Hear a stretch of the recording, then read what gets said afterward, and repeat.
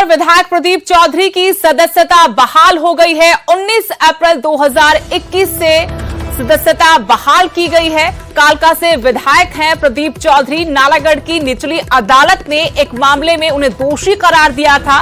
प्रदीप चौधरी ने इसे हाईकोर्ट में चुनौती दी और वहां से उन्हें राहत मिली थी। इसके बाद अब प्रदीप चौधरी की सदस्यता बहाल हो गई है।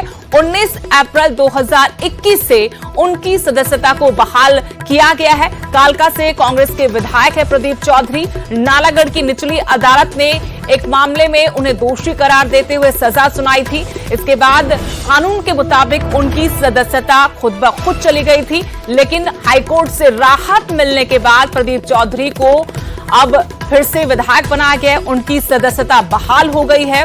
ये सदस्यता 19 अप्रैल 2021 से बहाल होगी।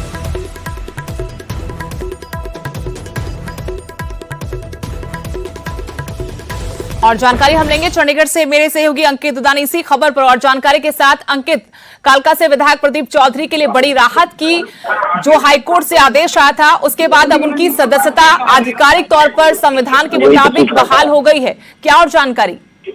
बिल्कुल सदस्यता बहाल कर दी गई है और जो 19 अप्रैल से ये सदस्यता बहाल हुई है, क्योंकि 19 अप्रैल को फैसला आ गया था हाईकोर्ट का और जो इनकी कन्विक्शन थी उसके ऊपर स्टे कर दिया था, उसको रोक लगा दी थी।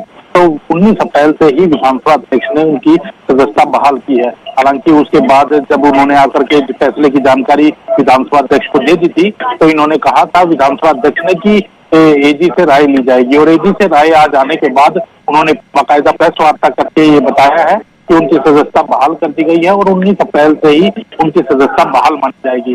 तो कहीं ना कहीं एक राहत है बड़ी प्रदीप चौधरी को, क्योंकि कहीं ना कहीं चुनाव भी डिक्लेयर हो गया था और चुनाव आयोग को इन्होंने भेज दिया था लिख करके। अब दोबारा से चुनाव आयोग को ये लिख करके भेज दिया है कि उनकी सदस्यता बहाल हो गई है और अब इसके अनुसार ही वो फैसला लेंगे।